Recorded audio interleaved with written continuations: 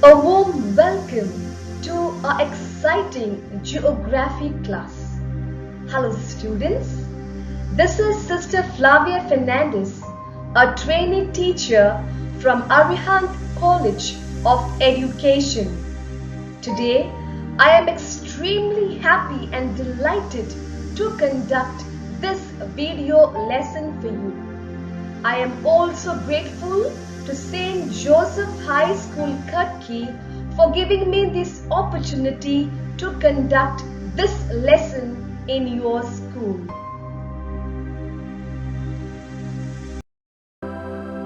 Students, please observe this video carefully because later I will ask you some questions.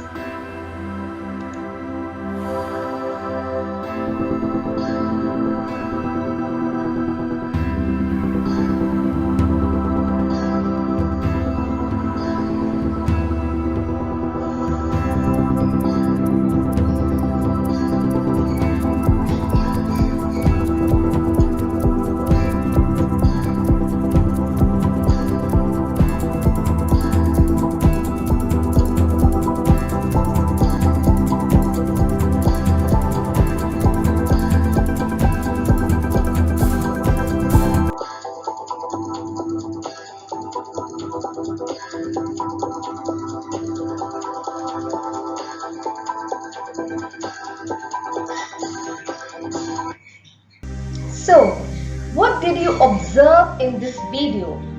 I'm sure you have observed in the beginning the water of the sea was almost touching the wall, but later the water kept on receding and it was far away from the shore.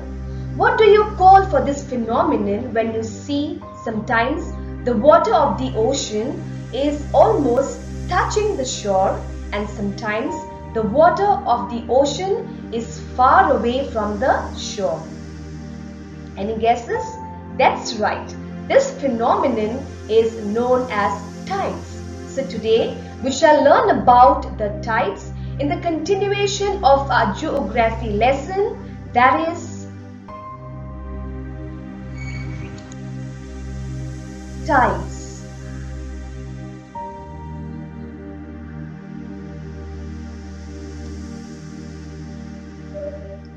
Tidal phenomenon. What is a tide? A tide is not just the rise and fall of the ocean water. A tide is the movement of water caused by complex interactions between the gravitational and rotational forces of Earth, Moon and Sun. So, the combined forces cause the ocean to bulge out in the direction of the moon. As the Earth rotates around the axis, the bulge is directly in line with the moon.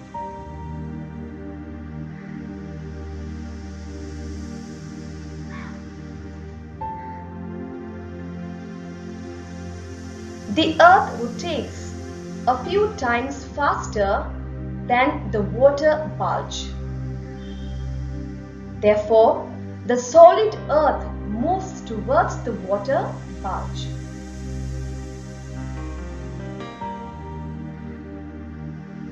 Observing the tide from the Earth, you might think that the water goes to the Earth's surface,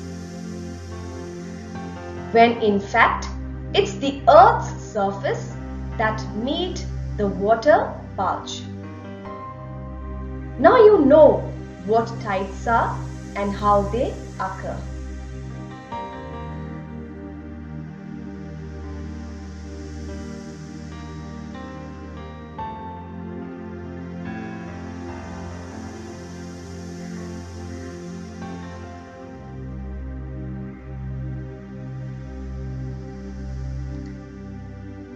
Once again, we revise what are tides.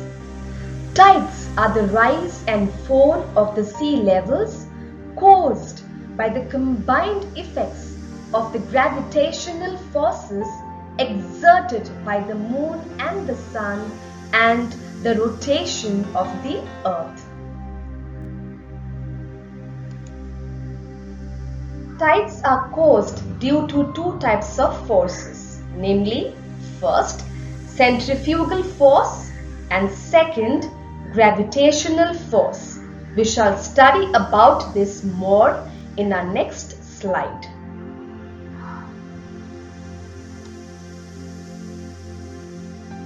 Now look at this hand swirling a stone tied with a string. Observe it carefully. Does this stone tries to pull the hand away? Yes, of course. So you can see that the hand is exerting continuous force on the stone to maintain the rotation of the stone in the same circle.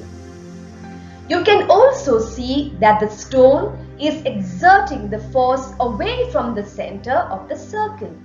This force is called centrifugal force. When a body moves in a circular path, the force that acts away from the center is called centrifugal force. The passengers experience a centrifugal force. Due to this force, the passengers bend away from the center of the curve.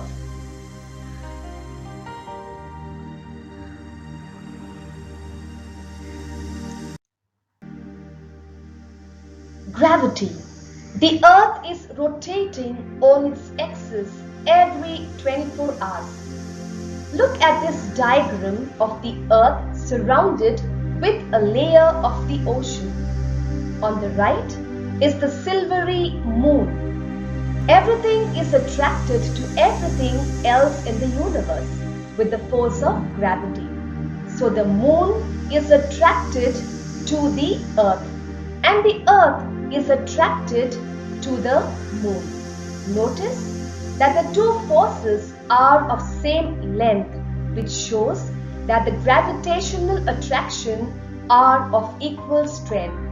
So this force is greater than the centrifugal force as it works from the center of the Earth. I now define to you the two types of forces. The first one, a force which works away from the center, is called centrifugal force. Second, the gravitational force is a force that attracts the two objects with mass. We call the gravitational force attractive because it always tries to pull masses together.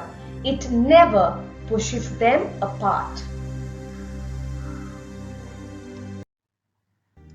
Let us now look at the factors responsible for the occurrence of tides.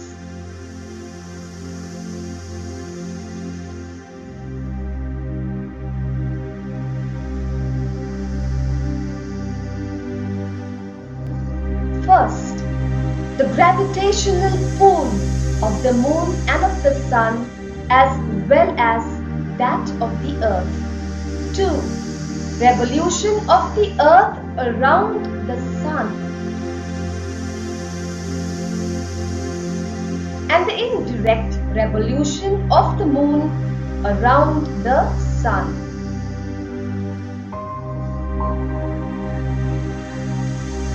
Third, the centrifugal force generated due to the rotation of the earth. So dear students, in this lesson we have seen how the gravitational and rotational force between the sun, the earth and the moon cause tides. There is good interaction, coordination and communication between the sun, the earth and the moon. In life too, we must develop the skill of interaction and cooperation to be successful in life. Secondly, it is very important that we develop love and appreciation for nature and its beauty. Thirdly, we have to protect our seas and oceans. Humans have polluted the waters of the seas and oceans, exploited its resources. The earth is suffering because of our cruel treatment towards it. Lastly, it is up to you and me to protect our seas. We can always learn from the tides. The tides teach us to continue the motion of life even when we experience hurdles and difficulties in life. So dear students, today we have learnt about the tides in our geography lesson, that is tides.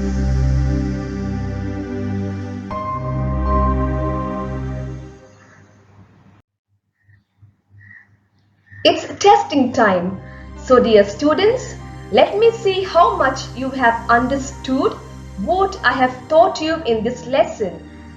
Please check the link given down below of the Google form and do the exercises given in the Google form and submit it at your earliest.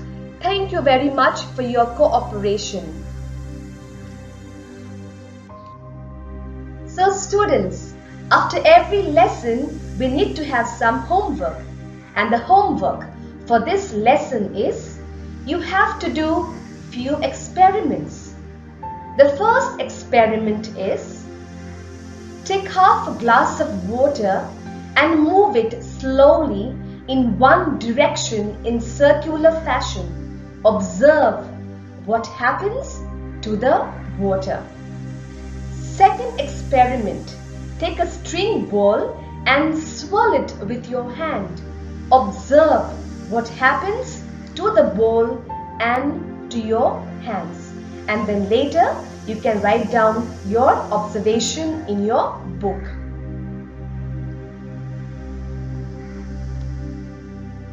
So thank you dear students. I was happy and glad to conduct this online lesson for you.